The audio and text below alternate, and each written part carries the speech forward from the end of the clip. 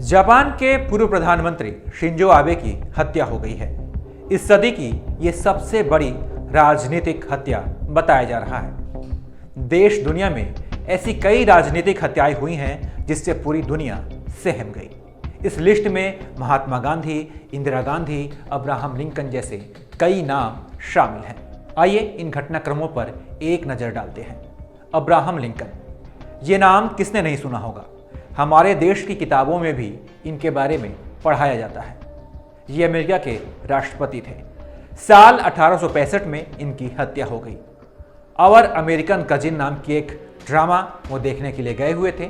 Interval के समय इनका बॉडीगार्ड कहीं चला गया और फिर इसका फायदा उठाकर नाट्यकर्मी ने ही इनकी हत्या कर दी। जॉन एफ कैनेडी, ये भी अमेरिका के राष्ट्रपति रह चुके हैं और एक समय इन्हें दुनिया के सबसे ताकतवर नेताओं में से एक माना जाता था।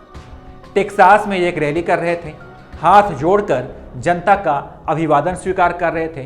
तभी अचानक दो गोलियां चलती हैं। एक गोली इनके सिर में और दूसरी इनके गर्दन में जाकर लगी। ये मंजर देखकर उनकी पत्नी जैकलिन कैनेडी मौके पर ही बेहोश हो गई। इस वारदात को अंजाम देने वाले 24 साल के युवक को तत्काल मौके से गिरफ्तार कर लिया गया। बेनजीर भुट्टो, ये पाकिस्तान की प्रधानमंत्री थी। रावलपिंडी शहर में एक रैली के बाद भुट्टो वापस लौट रही थी।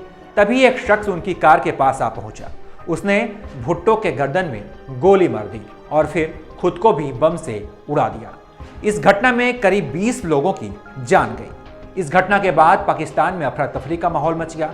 भुट्टो की हत्या क्यों हुई, ये वो राज है जिस पर आज भी चर्चा होती है, लेकिन इसकी सही वजह का पता अभी तक नहीं चल सका है। शेख मुजीबुर रहमान, बांग्लादेश के राष्ट्रपिता। 15 अगस्त 1975 को सेना के ही कुछ जूनियर अधिकारियों ने टैंक से राष्ट्रपति भवन पर हमला कर दिया। इस हमले में मुजीबुर रहमान समेत उनके परिवार के कई लोग और सुरक्षाकर्मी मारे गए।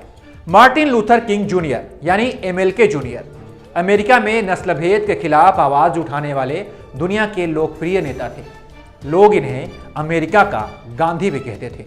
इन्हें नोबेल पुरस्कार भी मिल चुका है। 29 मार्च 1968 को मार्टिन लूथर बेहतर इलाज की मांग कर रहे कुछ लोगों से मिलने के लिए टेनेसी गए।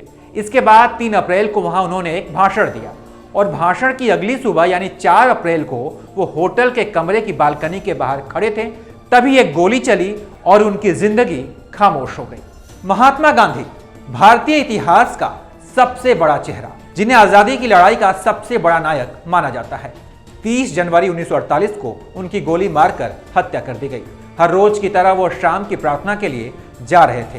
तभी उनका पैर छूने के बहाने नाथूराम गोडसे उनके पास पहुंचा और गोली मारकर उनकी जान ले ली। गोडसे समेत 8 लोगों को इस हत्या के लिए आरोपी बनाया गया। इंदिरा गांधी, भारत की पहली महिला प्रधानमंत्री। 31 अक्टूबर 1984 को प्रधानमंत्री निवास में ही उनके ही बॉडीगार्ड ने उनकी जान ले ली। बताया जाता है कि आरोपी इंदिरा गांधी के चलाए गए ऑपरेशन ब्लू स्टार से नाराज थे।